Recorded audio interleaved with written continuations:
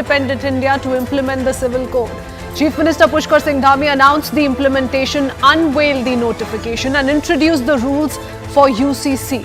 A dedicated portal for the mandatory online registration of marriages, divorces and live-in relationships was also launched as part of the initiative. The Chief Minister said the credit entirely goes to the people of the state. Viewers, the Uniform Civil Code is basically modelled upon the vision of a single set of laws applying to all citizens regardless of their religion as enshrined in Article 44 of the Constitution. Do remember, the demand for a UCC has also been on BJP's electoral manifesto since 1989.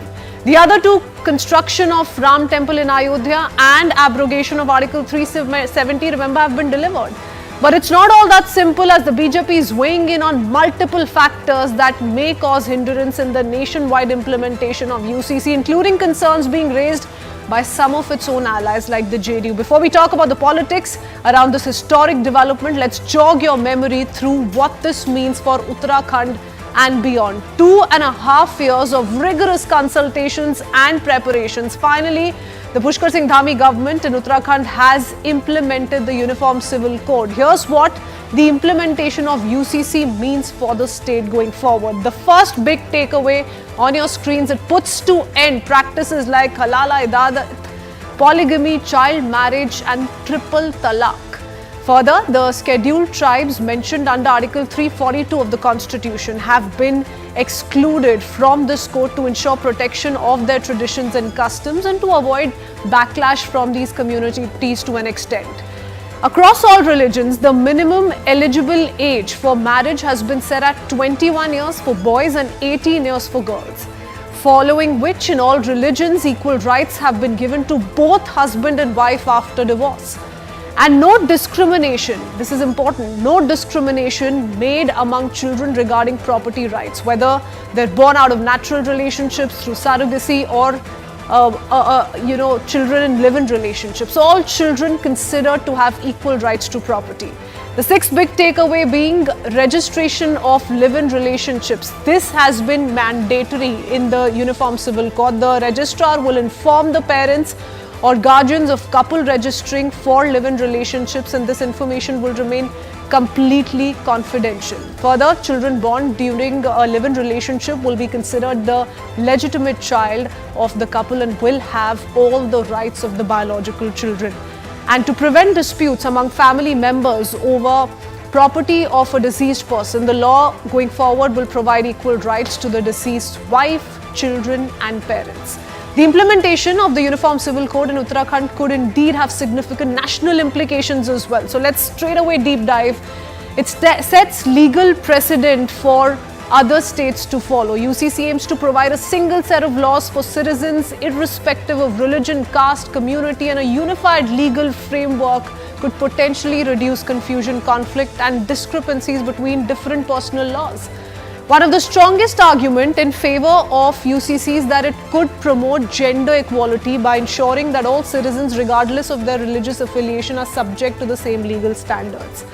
And following this, UCC is going to address each and every disparity. But for the ruling BJP, the implementation of UCC would be a politically significant move. We say this because, remember, the party has long supported the UCC as part of its vision for a unified and secular India, and by taking the lead in Uttarakhand, it could use the success of the policy as a tool to consolidate its support base.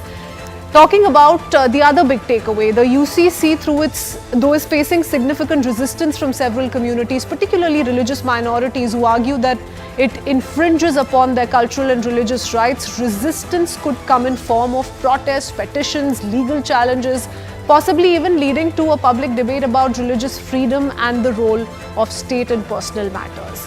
The UCC is likely to face constitutional scrutiny in the courts as well. India's constitution, remember, guarantees right to freedom of religion under Article 25 and the right to cultural and educational rights for minorities under Article 29. This could result in a series of judicial challenges to UCC's constitutionality. The UCC also aligns closely with the BJP's broader ideology of one nation, one law, which seeks to reinforce national integration. And by positioning the UCC as a means to unite India under a legal framework, the BJP could appeal to the nationalist sentiments. And a wave of interest in implementing the Uniform Civil Code, viewers, is growing across India, with several states starting to consider or take steps towards its adoption. Inching towards UCC, we're already seeing Uttarakhand set the example. It's taken the lead in implementing the Uniform Civil Code, the first such state to do so in independent India. Not too far away, perhaps Assam. It's considering the introduction of a bill that could pave the way for UCC in the state, and this comes alongside a proposal to repeal the Muslim Marriage Act, signalling an intent to unify personal laws for all communities. Haryana, once again, is in the process of studying the feasibility of implementing UCC. As part of its examination, the state is likely evaluating the potential social and political implications, including how it would affect various communities and the local legal landscape. Madhya Pradesh, also looking into implementation of the UCC, the state government has proposed forming a panel to study how the law could be applied within the context of state's existing legal framework. Uttar Pradesh, another state which is now deciding to implement UCC, but this is only going to happen after reaching a consensus with various communities, ensuring that the introduction of law does not lead to unnecessary social unrest or political backlash. And Gujarat is also taking a more methodological approach by forming a committee to assess the aspects of UCC. The committee will likely review the legal, social and religious ramifications of implementing such a civil code. So that's what the plan in place is for the other BJP-ruled states to begin with, while many in the opposition have also voiced their disapproval, arguing that the law lacks true quote-unquote uniformity. There are allies like the JDU who've called for an analysis that goes beyond political posturing and one that addresses sensitive questions around Uniform Civil Code. So is the Uttarakhand model an attempt to test the waters before UCC becomes a pan-India reality? And how easy or difficult is it going to be, the road ahead for other states? We debate that after playing out the top reactions. Listen in.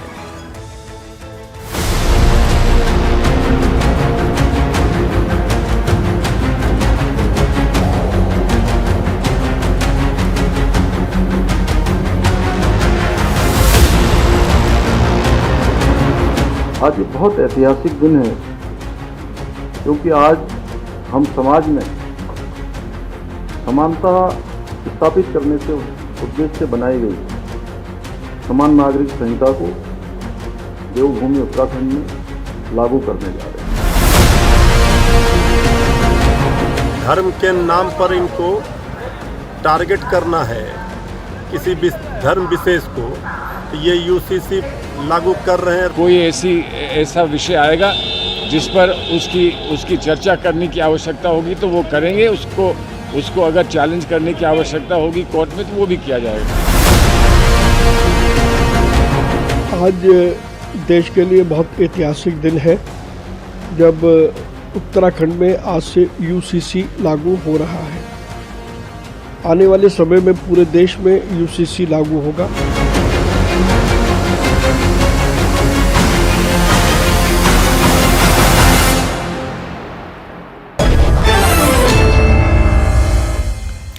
Let's quickly open this up with our guest joining us this evening. Rohan Gupta, spokesperson of the BJP, Salam Dharnidharan, spokesperson of the DMK, along with Shahid Ali, lawyer and Islamic scholar, and lawyer Ashutosh Srivastav completes the panel. A very good evening to you, gentlemen. I want to first up begin now with our political representatives before we try and brainstorm what this means for India going forward. Mr. Dharnidharan, to you first. You know, your party all in all has opposed a uniform civil code, especially at the national level. Now that Uttarakhand has set things in motion, the first state in independent India to implement UCC, not just in letter but in spirit as well. Your first thoughts? Two things in lighter note. First is that under this BJP government, there is no civility nor there is uniformity.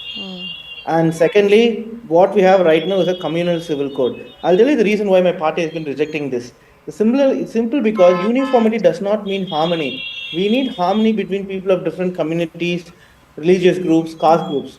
So uniformity does not bring it. I'll say it's not my leader saying it or even the opposition said it. In 1972, Golwalkar himself has said in one of his writings that countries that go towards uniformity gets destroyed in the end, right? So India is unlike different countries in the world. It's a pluralistic land where people following different customs, cultures, religion, whatever live together. It's a unique exercise, or it's actually the greatest experiment on pluralism in the world, and that's why we need the ways in life of different communities and people should be protected. But I'll also go and tell you this: if you want to bring uniformity, right, then why don't you start with bringing uniformity within the Hindu religion? For example, DMK government, after coming to power, passed a law by which people belonging to all castes can become priest. Why can't Uttarakhand start with that? Right? Why can't people from No, all but castes just be a to temple? understand where you're coming from, Mr. Dhandidharan, do you think UCC is not about giving justice through uniform civil rights? Instead, it is about actually making changes to religious practices, enforcing those changes on people? Do you think that that's the problem? Because the proponents have advocated otherwise. They say this is only a means to ensure justice through a uniform civil practice. See, if it is going to be justice, then it has to be justice for all. In this government, if you want to bring uniformity, then the law has to be same for all. This is a government that is prejudiced towards the corporates and to mean prejudiced in favor of the corporates and then prejudiced against the poor and the downtrodden. That is point number one. Point number two is also that in this law, you have said if a couple have to cohabit together, they'll have to be registered. Who's going to monitor? The government official. So the private lives of two individuals is now going to be scrutinized by a government official. If two consenting adults had to get married, they'll get married. If they have chosen to live together, it is for some reason that's known to them. That individual freedom should be given. Right? So that is against women empowerment. You've been saying this laws for women empowerment, but this actually goes against women when a girl and a boy had decided to live together after the age of 18, legally, right? So what role does the state have? Or even a boy and a boy living together, or a girl and a girl living together, it is an individual right. Whoever they want, they can live. But that you're putting into scrutiny, that is, again, this is a problem there. Again, yes, I'm saying, even under Sharia Act, there has been some amount of empowerment given to women. For example, after marriage, a set amount of money that has to be paid to the wife is pre-described. So there is no dowry system there. So you are trying to destroy all that. See, if different communities have to live in harmony, then all their voices will have to be heard. We can't enforce one thing on the other. See, if it is about equality or uniformity or about empowerment of women, my party would have stood. But this is more about an electoral gimmick. Where the BJP's usual line is to... Okay, somebody says electoral gimmick, somebody says it's a diversionary tactic. People have also questioned the timing of this idea being spoken of by several BJP leaders, Rohan Gupta, before Lok Sabha elections, as to why is it being timed in that particular way. How do you respond to these concerns by the opposition? See, Christian, the way opposition parties have been playing politics in name of constitution from the time Lok Sabha elections were there, holding copies of constitution, and I think this is the biggest hypocrisy which is exposed in name of UCC.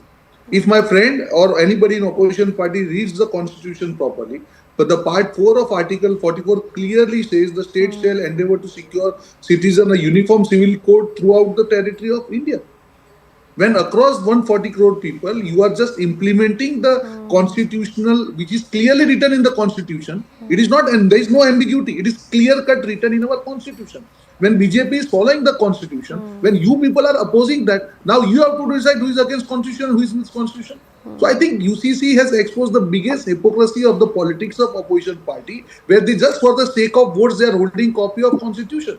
You tell me, Crispin, if Hindus or Muslims, everybody, they come under uniform civil code, a country with majority of Hindus, if there is no issue from their side, if the opposition party is opposing UCC for minorities, do you feel it is justified? The first question, if anybody needs to ask, is by the majority community. If they are falling in a place, if BJP is supporting what is written in constitution, why they are playing politics negatively? So I think this is going to No, but it's also important, Rohan, at the same time to, to ensure that there is a pan-India consensus over the same, right? Absolutely. A majoritarian view cannot be taken as the right view. I completely see that's what, if you are just counting the states, there are men like UP, where there is a majority minority population. They have said, they have clearly told that we will hold consultations, there is nothing wrong. But my point is, why opposition parties are opposing this idea? I am not against consultation. I am not saying it should be imposed. But from the day one, even in Lok Sabha, if they are against the idea, they have to accept that they are against the constitution. Okay. That is my basic point. Okay. You cannot oppose UCC because when you are saying that you are supporting constitution, you must read constitution's part 4 section, so article 44. And then So you're citing article 44, they're citing article 25 and 29. That's where perhaps, that's why we're in a situation today where we're seeing a state by state approach, right? So that's why I ask you, Mr. Shahid Ali, why is there so much criticism coming in for this kind of an approach by a BJP-led government? Now we're talking about a state with 14% Muslim population, right? This could be the BJP testing waters, but where is the problem? If this idea stands defeated, then we're not going to see a subsequent implementation in other states. Article 44 cannot have supremacy over fundamental rights enshrined under the Constitution. Article 25, Article 30, Article 29 has to be given the supremacy because those are the fundamental rights. No one can take away those articles, no one can take away those rights, no one can abolish or demolish the basic structure of the Constitution. So as far as the basic structure of the Constitution is concerned, fundamental rights are concerned, those cannot be done away by virtue of this Article 44. Article 44 is just an article, and the articles casting duty upon states, it starts from Article 36 to Article 51. There are various duties of the state to provide food, to provide education. Okay, you can raise that contention, Shahid Ali, but I want to quote verbatim Article 44 and what it entails so that our viewers know it with clarity. It says the state shall endeavour to secure for the citizens a uniform civil code throughout the territory of India.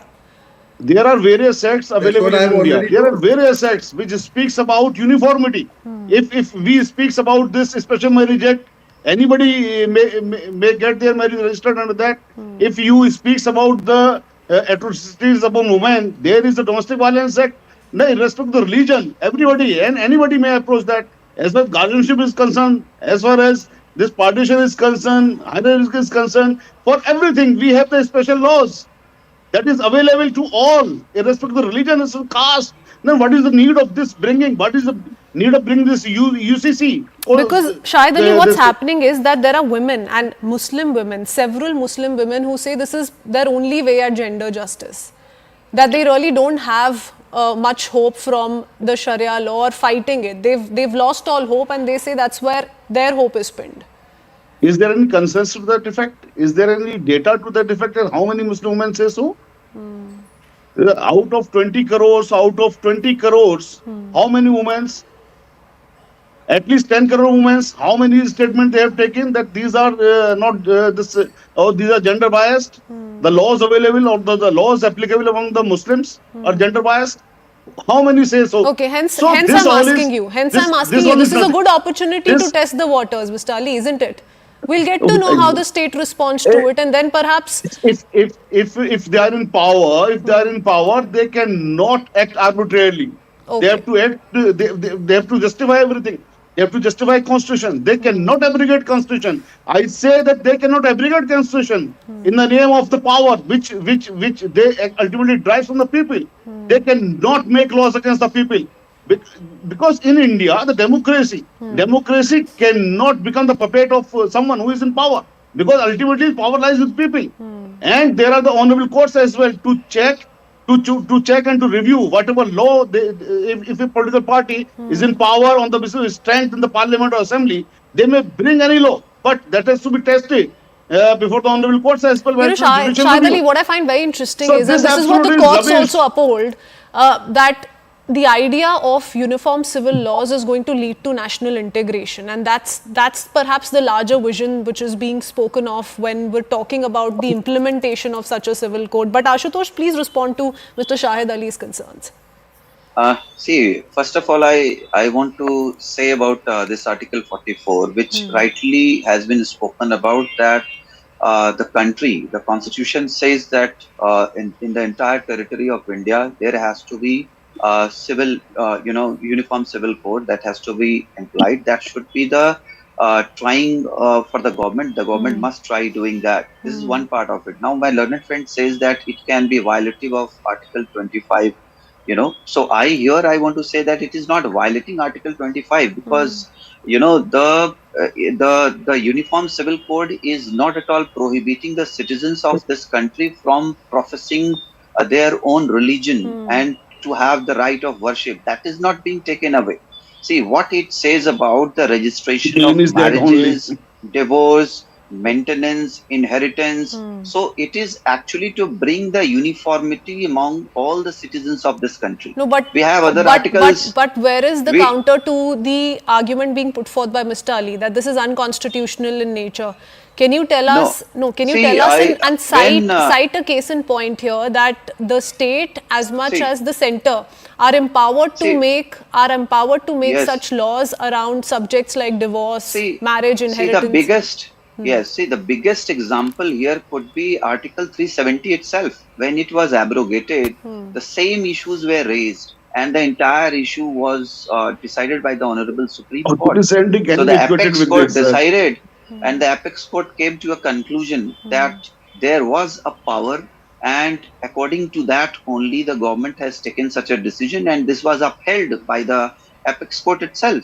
So now if we see the other articles like Article 14, 15, there are many such articles which speak about the uniformity, which also says that no citizen should be discriminated on the basis of caste, religion, gender, etc.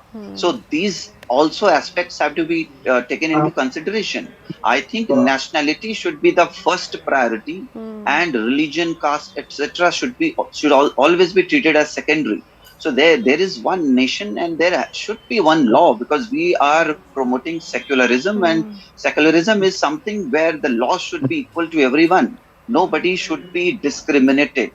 Whatever religion somebody follows, that right has not been taken away by UCC. And there's a flip side to it. There is a flip side to each and every aspect if we talk about Uniform Civil Code, Rohan Gupta, and that's why we're perhaps looking at this very carefully measured response from the BJP as well. We've not seen the BJP hurry into this because it has been, like I said, one of its biggest poll promises, not the last 10 years, but for the longest time, right? But there are warnings being sent out by the RSS, for instance, who are talking about tax exemption, for instance, for under HUV, Hindu undivided family. Now, in case of a uniform civil code, either that will be implemented to all religions or you'll have to do away with it.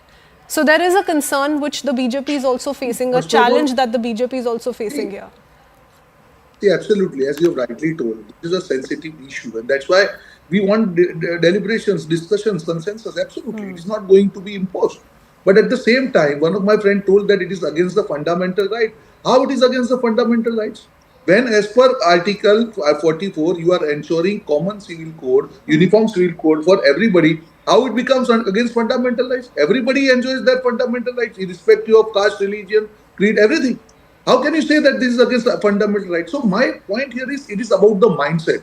Again, I'm saying we are a sensitive country. There are lots of issues before you implement such a sensitive law. But at the same time, when discussions are going on, the opposition party should not oppose the idea. They can raise their issues in the implementation. They can raise their issues that what the stages of implementation, all this is fine. It's a democratic process. But my fundamental question here is, when you are opposing the idea of UCC, you are against constitution. Shahid Ali, there's another contention, which is the issue of gender justice. Now, most of the personal laws are remiss this, and that's one concern that's been spoken of by the proponents as well. How do you legally counter that argument? There is no legal gender biasness as far as the applicability of Sharia and other laws are concerned. But isn't that very subjective, Mr. Ali? What you're saying, isn't that very subjective?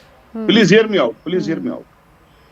If a woman files a case for maintenance, definitely she will file a case under this Domestic Violence Act. And that act is applicable upon all, irrespective of the religion. And if she files a case under Section 125 CRPC, again, that is also irrespective of the religion. So as far as this narrative is concerned, that is different than the practicality, than the actuality. In actuality, if a person or if a woman wishes to file a case under secular laws or under the laws which are applicable to all, they may definitely, and they have to. So you're saying there's So, no and protection. all courts There's regards. no protection in this case, for instance, under Sharia law. Is that what you're saying? Yeah, there is protection. There is a protection. They want to take over this protection. They want to take over this protection. But that's exactly what's devoiding gender justice here, sir. That's exactly what is being said. On what grounds? On what grounds? Okay. What they want to say? Okay, I'll like let this? Ashutosh quickly respond, and then I need to go across to Mr. They should say Dhanidharan as well. something He's on been that waiting. ground. Say, I Mr. think Srivastava. my friend Shahid, he himself answered that when he says that there are already laws which are neutral to all the religions. So why not this UCC? If that why is make it so, compulsory then upon where all? is the That is problem the with question. UCC?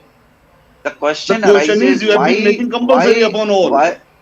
why the law should be applied in a different way to different religion, to different gender. Sir, See, everybody should be treated equal. No, correct me if I'm And wrong, Mr. making Ashutosh. something It all compulsory. comes down to whether or not a Muslim woman, for instance, should be fighting or going to the same length to defend herself in any of these cases as is applicable to a Hindu woman. That's what we're saying, right, Ashutosh? Yes, as my learned friend said about Domestic Violence Act, about Section 125 CRPC, which is now comes under BNSS.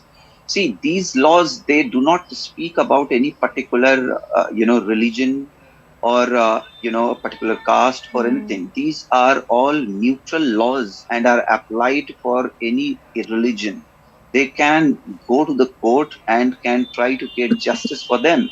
And this is what I feel is the need of the hour. Why this country should be divided into so many religions, caste, this, that. It is not required. Let the laws be equal to everyone. Let the Indianness come in each and every individual. First, one should be Indian. First should be the nationality should be the priority. That should be the first thing.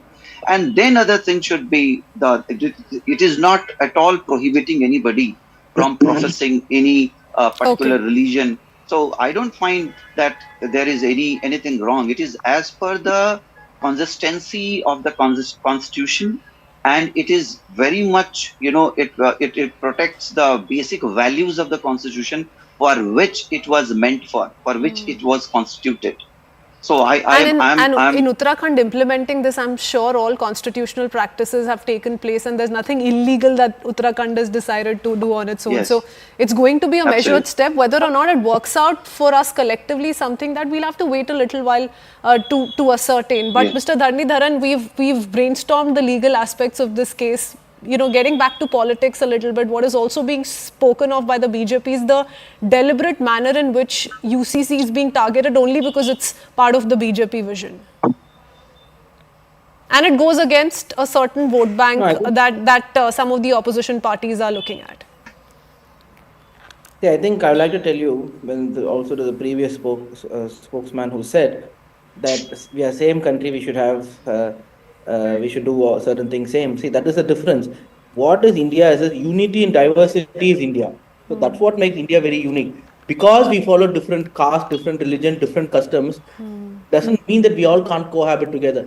We live together harmoniously in spite of our differences is what makes India strong. More you try to make it uniform, it will only destroy the India historically across the world. That's what it says. We living together irrespective of the differences. But the problem with UCC is that it is not about uniformity also. It is not about justice, rather. It is a political gimmick, and that is the problem. The Article 14 says every customs will have to be respected. Okay, so you're doing away with uniformity in bringing in UCC. See, again, I'll tell you one more point. Again, what is funny about UCC is also that now each state is going to have a unique UCC. So where is uniformity in that? Right, Uttarakhand is going to have its UCC, which will be one version, and then maybe a state. No, but I don't think. No. I don't think what UCC entails is going to differ. If we implement it for instance, Madhya Pradesh or Assam, the terms and conditions are not going to change. Rohan, 30 seconds to you, then I need to quickly wrap up. You are absolutely right. When you are implementing UCC, it's not going to be that state-wise. It will be to the basic essence is the same. Absolutely, and one more thing. But he's also saying you're doing away with uniformity. This goes And against how the it is diversity. against uniformity. Uniform civil code is basically, that is what our constitution says, that every Indian should have equal right. It is not it is not taking away I uniformity, think it both is are not the same. giving equality. That is the basic mindset difference. One more No, thing, when triple I think talaq was introduced, you have seen the mindset of opposition parties, a law which no, nobody can under the sun object. They were object even that also, because it was introduced by BJP. So when Muslim women, if they were getting justice, even you are going to oppose that, I don't expect more than anything from that as far as Again, I think that is very subjective to the kind of minority population we're seeing, the constitution of women as opposed to, you know, the male core base in that particular state. So all of that will have to differ on a state to state basis. This is just the beginning. Whether or not we do see an implementation in Assam, Madhya Pradesh, Gujarat, for instance, that are very keen on doing so, we'll have to wait it out a little. But thank you so much, gentlemen, for joining us and holding this discussion. That's all the time we have. That's all we could pack for you for now. Heading into a very short break, but on the other side, we shift our attention to an outbreak of a rare nerve disorder called the Guillain-Barré syndrome in Maharashtra, which has caused a lot of panic among the residents. Why exactly? What really is going on with this outbreak? We'll get you all the details in just a bit.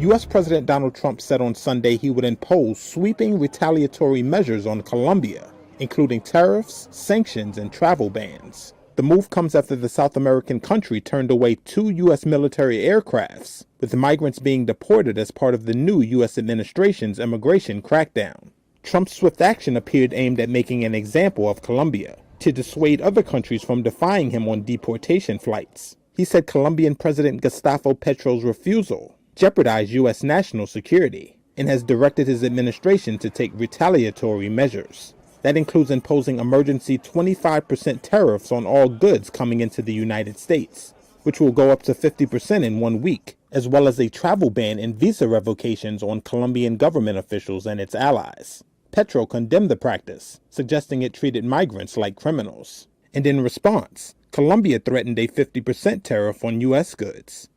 According to the State Department, the United States is Colombia's largest trade and investment partner, and Colombia is also the U.S.'s third largest trade partner in Latin America.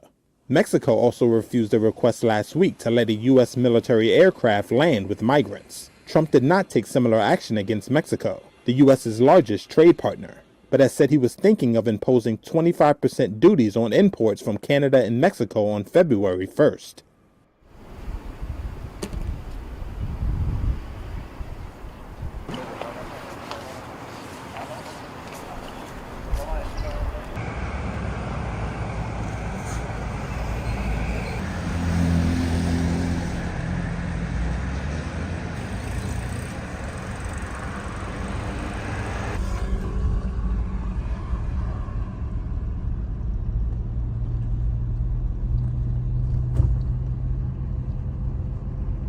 Si los deportan de otro país, deben que recibirlos acá porque este es el país de ellos. Que el presidente no acepta eso, pero si uno viene al país de uno, ¿cómo es posible que no lo acepte? Eso es ilógico, ¿no?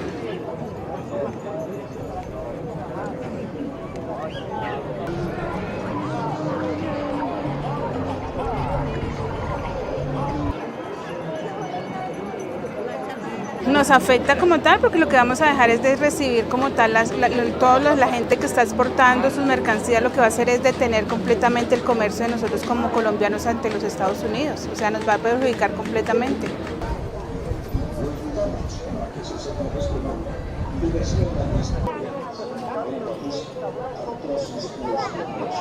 Pues la problemática es que el señor Petro debe pensar mejor con cabeza fría, no tanto ideológicamente, sino qué nos conviene como país.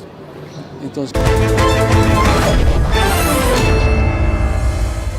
Welcome back. The recent outbreak of Guillain-Barré syndrome in Maharashtra, particularly in Pune, has raised alarm among residents. As of now, 101 cases have been recorded across the state, with 81 of those coming in from Pune, one suspected death in Solapur. The situation is concerning, especially with 14 patients in critical state requiring ventilator support. However, health authorities have emphasized that Guillain-Barré syndrome is a serious condition and does not pose the risk of becoming an epidemic or a pandemic. The Maharashtra State Health Department's rapid response team has been actively carrying out surveillance in affected areas in collaboration with the Pune Municipal Corporation, local health authorities. Health officials have also surveyed over 7,200 homes across the city and its rural districts. But the number of cases of Guillain-Barré syndrome, which is a rare neurological disorder, has crossed 100 in Maharashtra. 101 patients across the state have been affected so far, with 81 of them located within Pune municipality limits. 14 people affected in Pimpri Chinchwad, a key area within Pune, and a total of 68 men and 33 women have been reported as patients, highlighting the widespread impact across the state. 16 patients are on ventilator support, while 5 patients have fully recovered. Tragically, one death has also been reported from Solapur district, which has raised concerns about the severity of the outbreak. But let's tell you what is Guillain-Barré syndrome. It's a rare neurological disorder that occurs when the body's immune system mistakenly attacks its own peripheral nervous system. The most common trigger for GBS is a bacterial infection caused by Campylobacter jejuni, which typically leads to gastrointestinal issues like diarrhea. It can also be triggered by viral infections. These infections can trigger immune system to attack the nerves, and in rare cases, 1 in 1,000, they say, people who contract the C. jejuni can develop Guillain-Barré syndrome. Despite the outbreak, it is also important to note that it is not contagious. So that rules out one big concern. It cannot be transmitted from person to person. The primary source of transmission of this infection is contaminated food and water. Let's now take you through the initial symptoms that one must watch out for. Weakness, tingling in hands and feet is a big symptom that's been spoken of by health experts. Sensation can quickly spread to other parts of the body. Trouble with facial movements, including chewing, is also cited by health experts. And here's when you should visit the doctor. When you start feeling this tingling sensation move up, tingling or weakness that is spreading quickly, shortness of breath when lying flat, further choking on saliva is another big symptom to watch out for. But let's also take you through some of the important causes. The exact cause of this syndrome is not known as yet, often triggered by respiratory, gastrointestinal infections. There's a Zika virus that can also cause GPS, and it's linked to or can be linked to bacteria, Campylobacter jejuni infection, like I just said. And lastly, the treatments. Patients need to be admitted to the hospital for further treatment, and most people can recover completely if diagnosed. Some serious cases may be fatal. So far, remember, one death has been reported from Solapur, but sooner the treatment starts, quicker the recovery is what has been cited by health experts. And soon after all of these developments, we were speaking to some of the health experts to very closely monitor the situation in Maharashtra and see whether or not it's spreading to other parts of the country. We will keep breaking down those details, heading into a very short break for now. On the other side, soon after Home Minister Amit Shah took a holy dip at Mahakumbh in Prayagraj, Congress President Mallikarjun Kharge sparked a massive political storm with his comments. We get you the details and take you through the big political reactions. Be right back.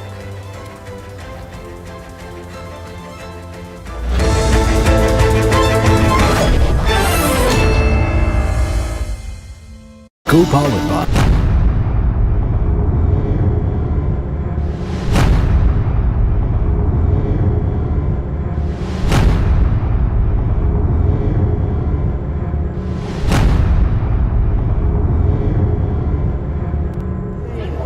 U.S. President Donald Trump said on Sunday he would impose sweeping retaliatory measures on Colombia, including tariffs, sanctions, and travel bans. The move comes after the South American country turned away 2 U.S. military aircrafts, with migrants being deported as part of the new U.S. administration's immigration crackdown.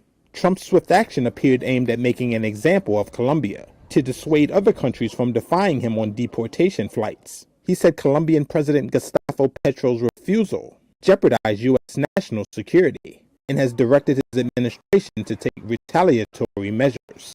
That includes imposing emergency 25% tariffs on all goods coming into the United States, which will go up to 50% in 1 week, as well as a travel ban and visa revocations on Colombian government officials and its allies. Petro condemned the practice, suggesting it treated migrants like criminals. And in response, Colombia threatened a 50% tariff on U.S. goods.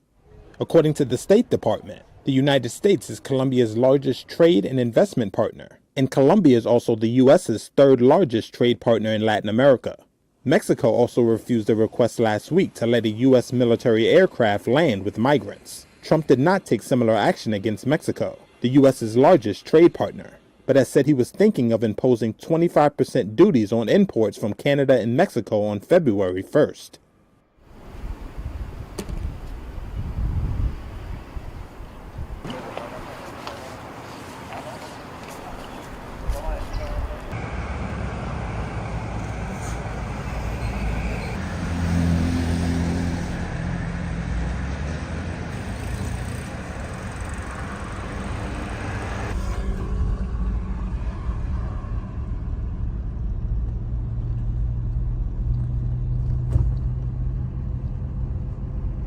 Si los deportan de otro país, tienen que recibirlos acá porque este es el país de ellos.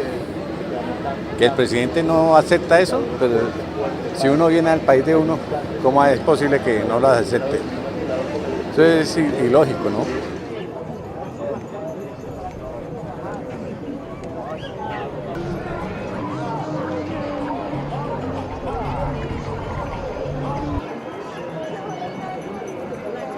Nos afecta como tal porque lo que vamos a dejar es de recibir como tal la gente que está exportando sus mercancías, lo que va a hacer es detener completamente el comercio de nosotros como colombianos ante los Estados Unidos, o sea, nos va a perjudicar completamente.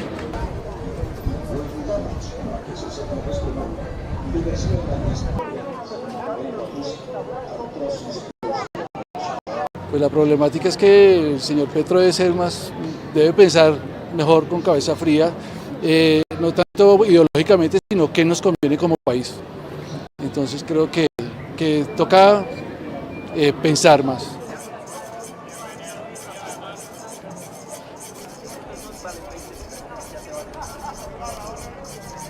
It's not a big change. We'll see the numbers, but the conditions have been very similar or are very similar. It's about, the beginning of a new administration and also ideological difference as well. But it's going to be interesting to see how much the United States can do and how massive are the deportations that he is promising. Colombia is not the main trading partner, the most important trading partner with the United States. However, because of the asymmetries between the two economies, of course, the United States can impose for a short term tariffs on the imports from Colombia, and this is going to be devastating for the country. So it's an instrument to pressure this nation in any single form. And this is also a sign to other countries, particularly a sign to Mexico, because there are more things that the United States were going to negotiate with Mexico, particularly in immigration. Colombia no es el principal socio comercial de los Estados Unidos y las asimetrías son enormes. La economía de Estados Unidos es mucho más grande que la colombiana y no depende de la economía colombiana. Obviamente hay una relación comercial.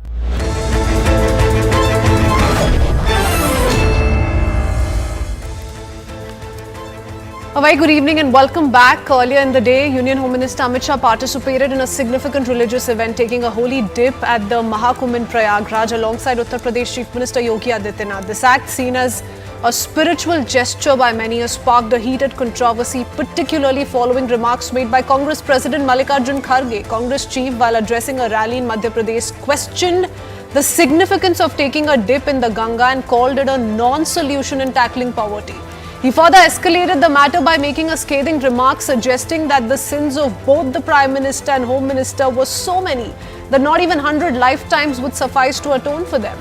The BJP has condemned Kharge's comments as an insult to religious faith, emphasizing that Mallikarjun Kharge's statements amounted to diminishing the sanctity of rituals that were being performed at the Mahakumbh. Well, viewers, this is not the first time. Remember, the opposition has mocked the Hindu faith in insulting the Prime Minister and the Home Minister.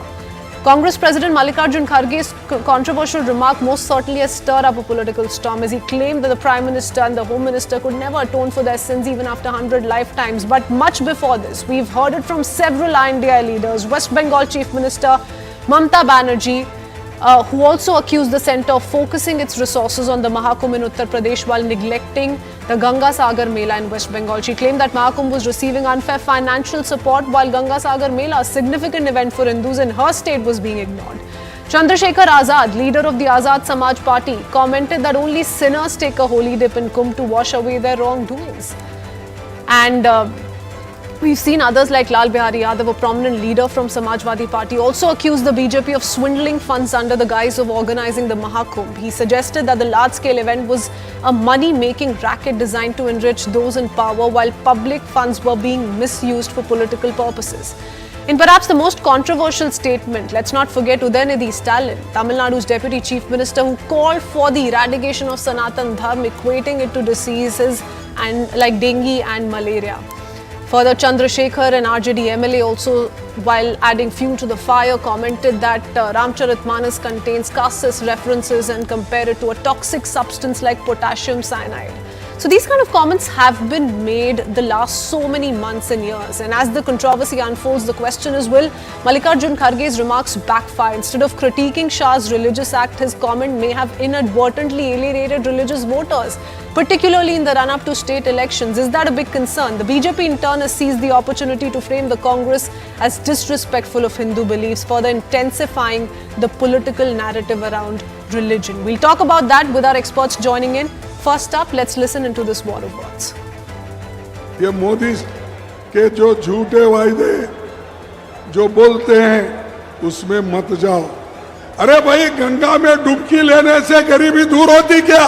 बच्चा school में नहीं जा रहा है, मजदूरों को मजदूरी नहीं मिल रही है। जब ये है तो ये लोग जाकर हजारों रुपए खर्च करके कंपटीशन पे डुबकियां मार रहे हैं।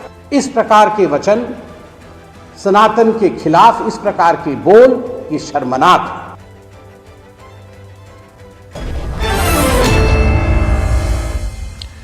Let's open this up with our guest joining us this evening. Charu Pragya, spokesperson of the BJP, is facing off against Congress spokesperson Sujata Paul. Sujata, hasn't this once again put the Congress party in an embarrassing spot? Look at the turnout at Mahakumbh 2025 is being spoken of by people not just limited to those practicing Hindu faith, and yet you have this kind of a derogatory comment coming in from the Congress chief.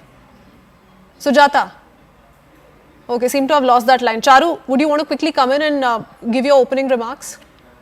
Absolutely, Christine, a very good evening to you. It's unfortunate, but we cannot expect any better from the Congress party. As usual, their priorities are misplaced. As usual, their information seems to come from a source that only they understand. I don't think they understand the importance of the Mahakumbh. I don't think they even know that it arrives only once in 144 years, where crores of devotees from across the world, approximately 45 crore this time, are expected to visit while the Kumbh is on. And what does Mallikarjun Kharge do? At a time like this, when everybody is looking towards that beautiful occasion with astha, with reverence, with admiration even, he goes and talks about कुंभ में डुबकी लगाने से, संगम में जाने से poverty नहीं हटती, तो पॉवर्टी किस चीज से हटती है? The Congress party has talked about poverty for a lifetime, for 4 generations at last count, but eventually it was Prime Minister Modi and his government which lifted out 25 crore plus people from poverty in this country. So I'm sorry, your priorities are entirely misplaced. Elections are in Delhi. You are, rambling in Madhya Pradesh. Your leader is off on a vacation while the country is in mourning. The situation with Congress seems to be that I don't think they have any idea anymore in which direction they are heading. And the nation has recognized it. The nation knows what BJP has been talking about for the longest time, and the electoral results show that. Sujata, at a time that you have the entire country and perhaps, beyond our nation, we have the world watching this religious spectacle and how? And why is it that today the Congress chief is so very irked with the Home Minister taking this holy day? Why take the political discourse to this kind of a low? Why take his leader will never go. Have you been asked this question or I've been asked this question? First of all, I've managed to connect now, so kindly stay quiet. Now, the point is that when you are in politics, you do not exploit poor people. You are here in a welfare state to make sure that people come out of poverty. But let me tell you, Christine, that these BJP spokespersons need to read the syllabus book of the CBSE economics for class 9. And you will come to know how many people were brought out of poverty in 2011-12, whereas they talk about this number, which is a figment of their imagination. Sujata, that's fine. You can quote as many statistics. No, what I'm saying is, why bring in religion into this? Why should the Home Minister or the Prime Minister or Yogi Adityanath or any other BJP leader not be allowed to practice their faith? Why make a mockery out of their faith? You have to allow me to speak. I will put my point across the way I want to, and let me make it very clear that they give out data which is wrong, one. And secondly, when you talk about religion, religion is a personal thing. But when you're in politics, you do not exploit people in the name of religion. That is exactly what the Prime Minister has done all along. Please don't speak in between. Please ask you what exploitation is happening. Charu, I'll come to you. Charu, I'll let you respond. Let her complete. Yes, so the fact is that permanently angry. Why don't you chill down a little? Can you just keep quiet before I talk? Why are you always so angry? Why are you always so angry? Calm down a little bit. I've joined late. Can you keep quiet? That's okay, but calm down. She also started just 30 seconds before you. And you have your say. Yes. Let's maintain a little decorum. Just calm down a little bit. Let's please focus on putting our points forward. Charu, I'll come to you. Sujata, please. Yeah. Okay, so the point is, point number one, they give out false data like she just did. Second point, when you talk about politics, you do not use religion in politics. That is a cocktail of destruction. And that is what the Prime Minister and the Home Minister and the BJP under them have been doing consistently. Have you forgotten what Mr. Mohan Bhagwat said a few days back about not bringing religion into everything and not looking for mosques, looking for temples under mosques? But that is also something that Mallikarjun Kharge has made mockery of. He says while that's what the RSS chief thinks, he or the RSS are the ones who are instigating and provoking others to do the same. So you've not even spared somebody you've been citing for the past so many days. No, but is the BJP listening to them? So it's going to be made a mockery out of by the BJP only. But the fact is, when the Home Minister talks about taking Ambedkar's name is not going to take you to heaven, what was that? So when you are in politics, you talk only about the Constitution, and the Constitution was brought by Dr. Are you saying Mallikarjun Kharge's statement has been sliced and diced, Sujata? Of course, this is in that context as well. Okay, Charu. Yes. I don't have too much time, so I'll have to quickly keep going back and forth. I'll be very quick. Sujata, let her respond. Hang on, wait. Yes. Now, when they talk about what is the Kumbh doing, need I remind them that the Kumbh is going to generate a revenue of over 2 lakh crore for the government of Uttar Pradesh. The Kumbh is giving employment to over 6 lakh people while we speak. And if you go back to the time the Kumbh was held while UPA was in power, there used to be stampedes. Today, the Congress has actually shown its true color of Sanatan hatred. They have. Can I just? No, this is absolutely false, and I will not let her speak. If she speaks lies, make any statement before he went and practiced his faith and Astha. Doesn't this country? In what she said. Who's interrupting? Sujata, I'll come to you. Please, you'll have to extend her the same courtesy. No, you'll have to extend her the same courtesy.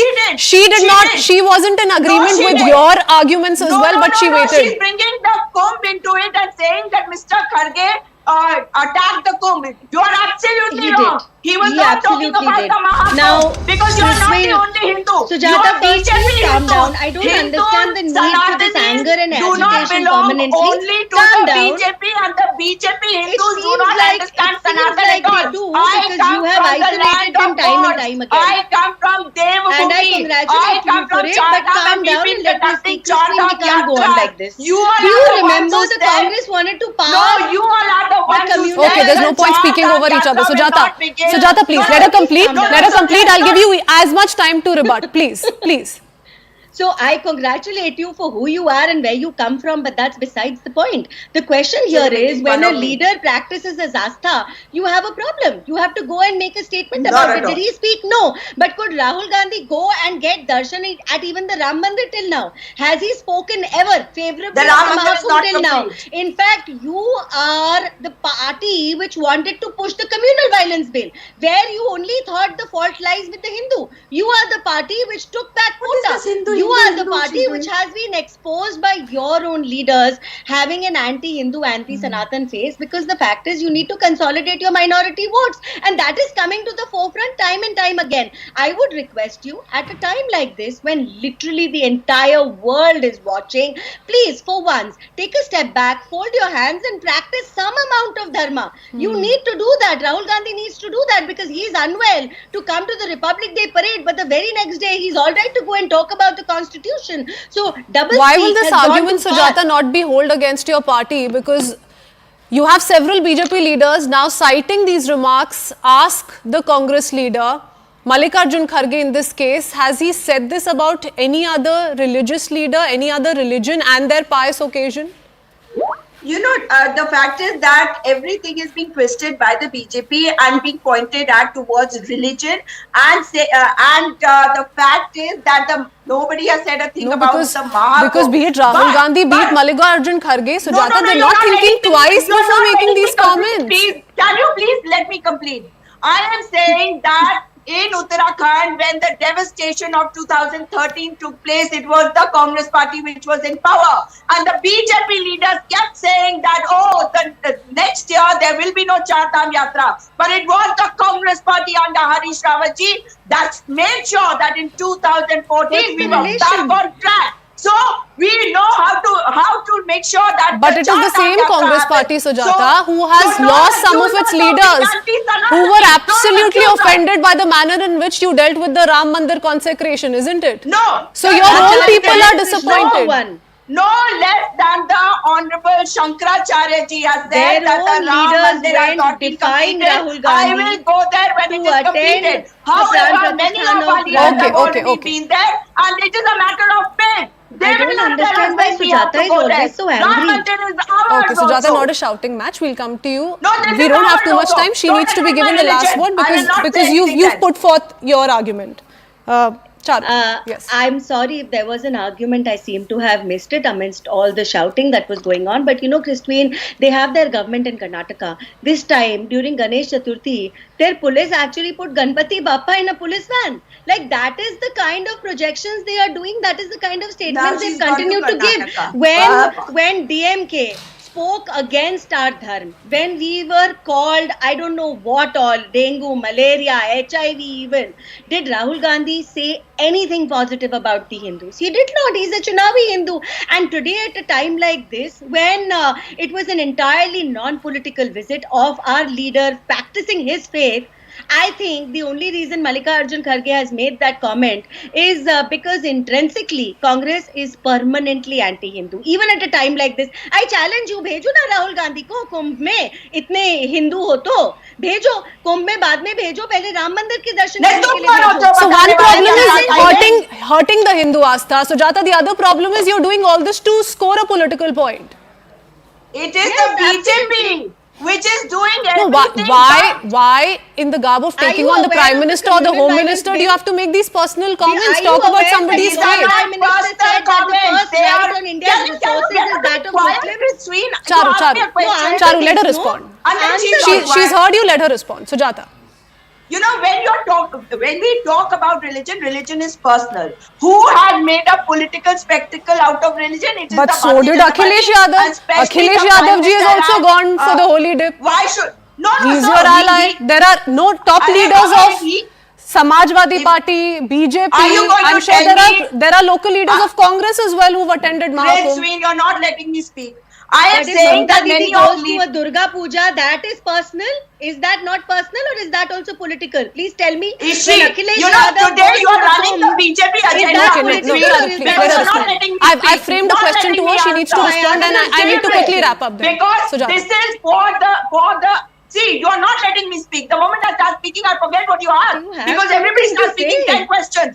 The fact is that when we talk about religion, religion is personal, I repeat. And politics I'm asking again, when Mamta Didi goes to a pandal for Durga Puja, is that personal or political? I don't understand this, Krishwi. Why are you not getting a point? Why are you not getting Sujata, it's not a shouting match. Let's not lose our cool. Please, calm down. Charu, don't interrupt. Let her quickly finish. We need to wrap. No, she's heard your counter. Let her respond.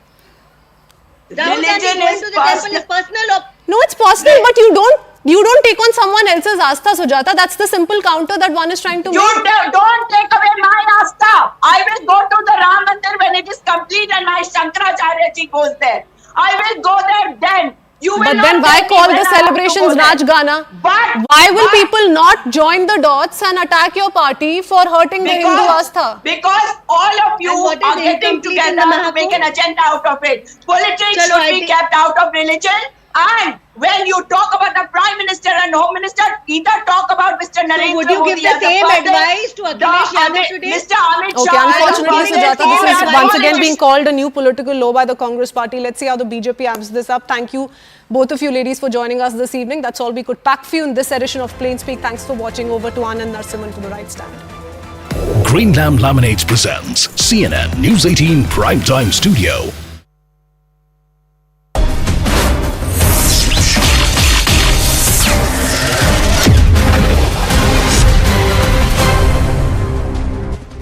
Namaste, Jai Hind, and welcome to this edition of The Right Stand with me, Anand Narsimhan. And we are coming to you live from the CNN News 18 Primetime Studio, presented by Greenlam Laminates.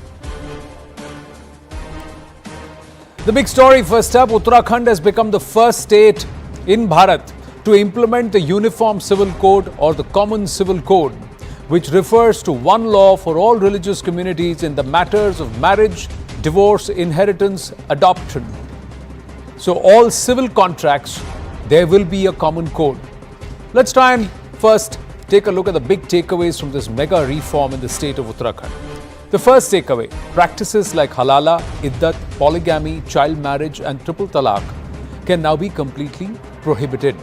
Takeaway 2, the scheduled tribes mentioned under Article 342 of the Constitution have been excluded from this code to ensure the protection of their traditions and customs, the indigenous traditions and customs of the Adivasi